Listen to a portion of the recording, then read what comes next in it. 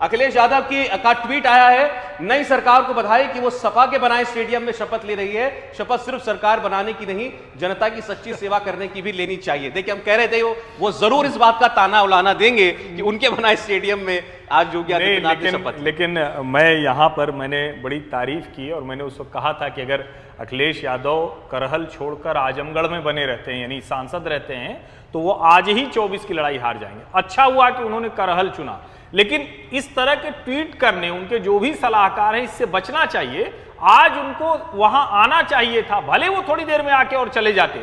दूसरा, स्टेडियम बनाए, मेरे बनाए हुए स्टेडियम में राजनीति में सत्ता इसीलिए मिलती है कि आप कुछ काम करें। तो आप अगर कहेंगे तो स्टेडियम पहुंचने का रास्ता किसने बनाया? वो तो अटल बिहारी वाजपेयी के समय में बना हुआ है। और अगर उसको कहेंगे कि यहां से आप चलेंगे तो कैसे आगरा पहुंचेंगे, तो मायावती के समय में बना हुआ है। और इस तरह से जब आप कहते हैं तो हर सरकार कुछ ना कुछ करती है। सवाल ये कि क्या आज के दिन इस तरह का ट्वीट करना चाहिए था? ये राजनीतिक व्यक्ति के तौर पर ठीक नहीं दिखता। मुझे ऐसा लगता है कि वो शायद आज भी इस बात को स्वीकार नहीं कर पा रहे हैं। उनको शायद अंदर से लगता है कि मैंने बहुत काम किया था, उसके बावजूद मुझे मौका नहीं मिला है।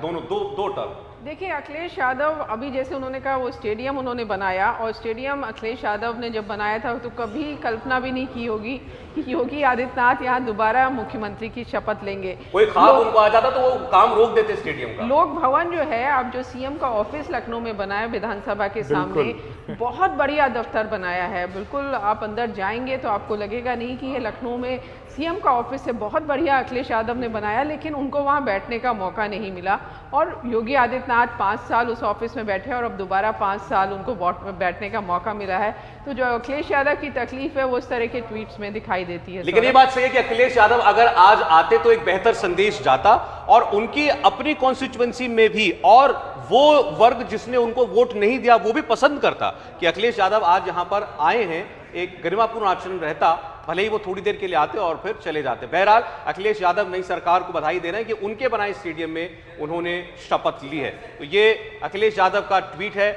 आज वो आमंत्रित थे लेकिन वो आए नहीं। उनके पिता मुलायम सिंह यादव को भी आमंत्रण मिला था, मायावती जी को भी न्योता दिया गया था। अब मायावती नहीं जाती हैं कहीं, ये पहले से सब लोग जानते हैं, लेकिन और मुलायम सिंह यादव जी की तबीयत के बारे में हम सब जानते हैं। लेकिन अखिलेश यादव का ना आना यहां पर, ये जरूर इसके बारे में चर्चा होती रहेगी। और उसके बाद उनके इस ताने पर भी रोहन द्वाजी भी जुड़ गए हमारे साथ, सीनियर जर्नलिस्ट हैं। रोहन, स्वागत है आपका। अब चलिए पहले अखिलेश यादव पर ही बात हो जाए। आप घूमे उत्तर प्रदेश, तो अखिलेश यादव से भी बातचीत हुई थी या नहीं? बिल्कुल हुई थी। और इनफैक्ट की 7वें चरण के चुनाव जब होने वाले थे उससे 2 दिन पहले ही वो बनारस में ताज के होटल में रुके हुए थे। तो मेरी सुबह उनसे करीब 1-1.5 घंटा मुलाकात हुई।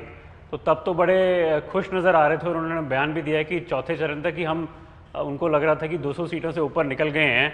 और फिर बीच में मेरी तेज प्रताप यादव और उनके नेफ्यू से भी बात हुई, जिनकी शादी लालू प्रसाद यादव के घर में हुई है। तो जिस तरीके से बयान आ रहे थे लग रहा था कि 200 से ऊपर जाएंगे, पर कहीं ना कहीं हम लोग जब ग्राउंड पे घूम रहे थे तो कहीं पे भी ये आंकड़ा जो था वो नज़र नहीं आ रहा था। तो मुझे लेकिन इस बात का एक बड़ा अफसोस है कि आज उनको गर्व से आना चाहिए था। जिस तरीके से उन्होंने अपनी लोकसभा की सीट छोड़ी है और विधानसभा में उतरने का फैसला किया है असेंबली में, आज उनको ज़रूर जाना चाहिए था। और ये तस्वीर आप जो देख रहे हैं सामने, जिसमें सभी मंत्री हैं, प्रधानमंत्री और मुख्यमंत्री और राज्यपाल के साथ, ये नई टीम योगी, इसकी ये आपको कैसी लगी? बिल्कुल, देखिए दिलचस्प बात यह है कि भाजपा ने केशव प्रसाद मौर्य के ऊपर जितना एक ट्रस्ट था वो पूरा का पूरा बरकरार रखा है 5 सालों बाद भी। 2017 का भी जो जीत हुई थी उसका जो सेहरा था वो इनके ही माथे पे लगा था और इनके ही सर पे वो जीत का जो झुंझुना घूमता हुआ जा रहा था। क्योंकि एक नॉन यादव ओबीसी कम्युनिटी से आते हैं, चुनाव भले ही हार गए हों, लेकिन फिर भी मुझे लगता है कि जो एक प्रभावशाली व्यक्तित्व रहा है उनका और पूरे औहदा रहा है जो उनका भाजपा में, वो अगर आप देखें 5 साल से पहले भी जब एमपी भी थे तब भी उनके सारे लोकसभा में जितने भी दोस्ती थी उनकी एबीवीपी और आरएसएस के टाइम से काम करते हुए वो एक बड़ी खूबसूरत थी। और उसी का शायद मुझे लगता है कि रिवॉर्ड फिर से ट्रस्ट दिया गया है। भले ही अनुप्रिया की बहन से वो हार गए हों, लेकिन जिस तरीके से उन्होंने 5 साल में पीडब्ल्यूडी मंत्री होते हुए इतने 33,000 करोड़ की लागत से इतनी सड़कें बनाई, पंचकोशी मार्ग अयोध्या में बनवाया, फिर वेस्टर्न यूपी पूर्वांचल से लेकर 341 किलोमीटर का एक लंबा रास्ता वहाँ पे बना जिसको प्रधानमंत्री खुद लॉन्च करने गए थे। तो ये सब कार्य देखते हुए मुझे एक ये भी बड़ा याद आता है कि 2019 के चुनाव के बाद स्मृति ईरानी ने ऐलान किया था कि अमेठी जैसी जगह पे इतने सालों में भी 30 साल की जीत के बाद में भी कांग्रेस ने कभी वहाँ पे PWD गेस्ट हाउस नहीं बनाया। उसका ऐलान करने वाले केशव प्रसाद मौर्य थे और उन्होंने बोला कि पहला सर्किट हाउस और रेस्ट हाउस जो बनेगा स्मृति ईरानी की अमेठी में बनेगा। तो इस तरीके के जो कदम उठाए हैं वो बड़े लोकप्रिय कदम रहे हैं और उसी उनके काम के लिए और कार्यकर्ताओं के बीच उनके कनेक्ट की वजह से ये तो माना जा रहा था कि चुनाव में भले ही जो हुआ उनके साथ, लेकिन उनके गरिमा और पद में कभी कोई वो घटेगा नहीं। जो दूसरे उप मुख्यमंत्री बनाए गए, दिनेश शर्मा जी का जाना, ब्रजेश पाठक का आना, इसकी क्या वजह?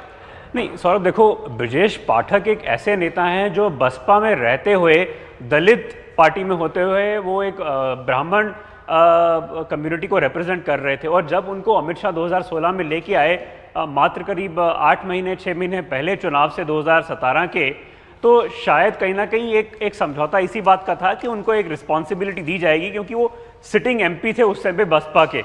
तो जिस तरीके से बसपा में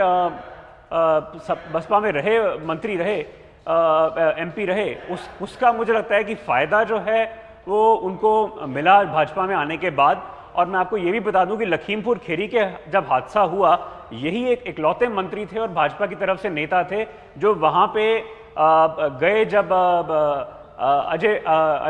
अजय मिश्र टेनी के ड्राइवर की मौत हुई और कोई भी भाजपा से नेता नहीं गए। ब्राह्मण नेता होते हुए ये एक इकलौते नेता थे जो मिलने गए उस दौर में जब प्रोटेस्ट हो रही थी खिलाफ में। चुनौती करके हम लोगों ने इसे बृहद जीत की है और जनता को धन्यवाद देता हूँ कि माननीय प्रधानमंत्री जी की नीतियों का और गृह मंत्री जी के प्रबंधन का, योगी आदित्यनाथ के सुशासन का, और उसी को हम लोग और सुदृढ़ करेंगे और आगे के 2024 की तैयारी में हम लोग लगे जिससे सामाजिक न्याय दिला सके। ठीक है, बहुत शुक्रिया।